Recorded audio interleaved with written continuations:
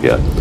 Justru industri tambang nikel, smelter nikel saat ini, ya, contoh yang sempurna, ya, bagaimana kita mengesampingkan dan bahkan mengorbankan lingkungan demi pertumbuhan ekonomi, demi pertumbuhan industri, ya, dan itu hemat kami melanggar nilai-nilai dan norma-norma kita sebagai suatu bangsa. CEO Kapten Timnas Anies Baswedan Muhaimin Iskandar, Thomas Limbong, kembali menyengat pemerintahan Jokowi soal food estate. Ia kembali menyatakan food estate minim dialog dan minim konsultasi publik dari pakar, ahli, bahkan petani lokal. Belakangan juga viral video petani lokal yang mencemooh penanaman singkong di Gunung Mas. Bahkan, para petani mengatakan mana mungkin menanam singkong di sini. Bahkan, lulusan SD juga tahu jika tanah di Gunung Mas adalah tanah berpasir.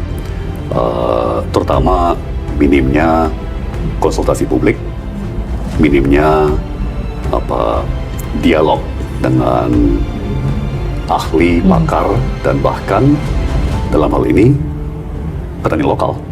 Ya kan, sudah viral video, kalau nggak salah ingat, malah petani dari Gunung Mas, ya kan, yang mencemoohkan, ya, mana mungkin tanam singkong di sini.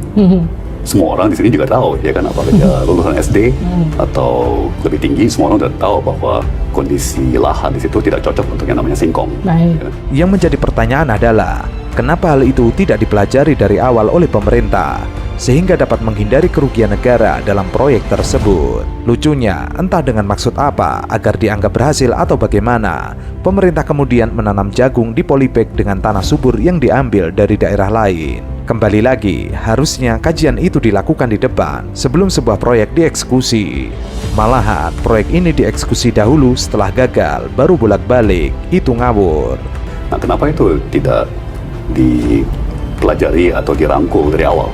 Sehingga bisa menghindari kan, di awal nanam singkong gagal, kemudian tanam jagung, itu pun juga dipaksakan dengan masing-masing tanaman jagung diplastikin, ya kan, yang namanya polybag, itu plastik kecil dengan berisi tanah subur, ya kan, kemudian jagung ditumbuhkan di situ, baru ditancapkan ke dalam lahan pasir, ya, yang sesuai petani lokal di dalam video viral tersebut, gitu ya.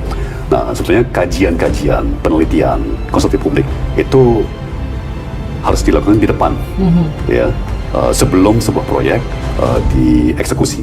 Ya, ini malah proyek dieksekusi dulu, ya kan, ternyata berbenturan dengan banyak realita, ya kan, kemudian kan bolak-balik ngawur.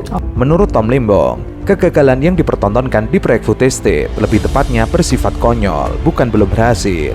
Meskipun pemerintah berdalih, ini baru 3 tahun. Pemerintah seharusnya bisa berkolaborasi dengan warga lokal, mencari tahu kondisi tanah di sana. Kira-kira tanaman apa yang bisa menjadi sumber penghasil pangan di sana.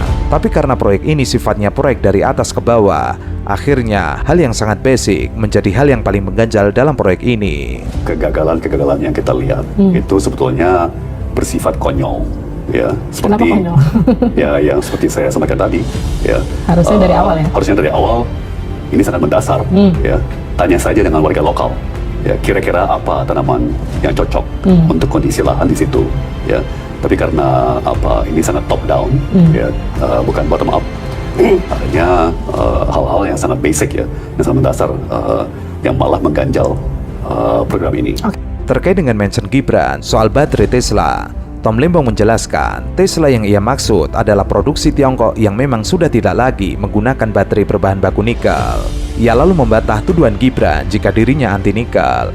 Ia meluruskan jika anti nikel itu sama saja dengan anti air atau anti oksigen atau bahkan anti kayu.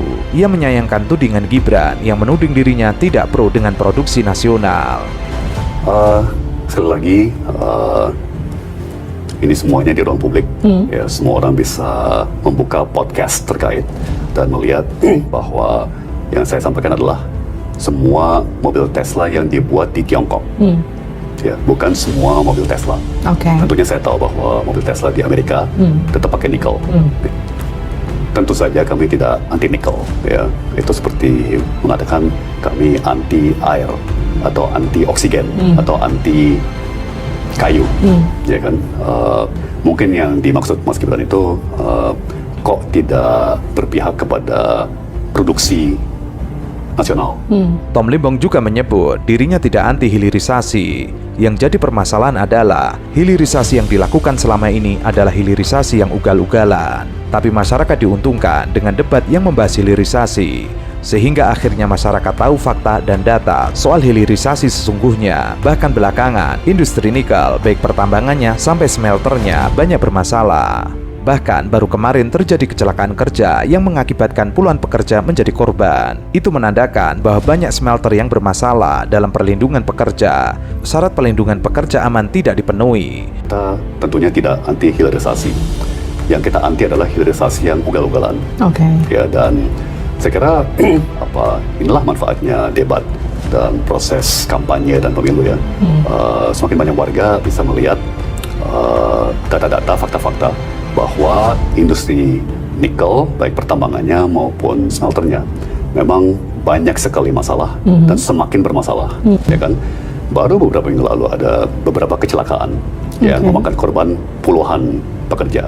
Belum lagi aspek lingkungan hidup. Baginya sangat ironis, di dalam debat Cawapres mengkampanyekan industri yang sangat berpolusi, padahal saat itu membahas tema lingkungan hidup. Dari situ dapat diambil kesimpulan jika smelter dan tambang nikel menjadi contoh yang sangat sempurna jika pemerintah saat ini mengesampingkan lingkungan hidup demi pertumbuhan ekonomi dan industri. Itulah yang menurutnya melanggar nilai dalam berbangsa dan bernegara. Jangan hanya melihat kenaikan secara transaksional atau hanya untung rugi, tapi juga melihat nilai secara komprehensif. Ya, itu menunjukkan bahwa ini smelter-smelter yang tidak sesuai syarat.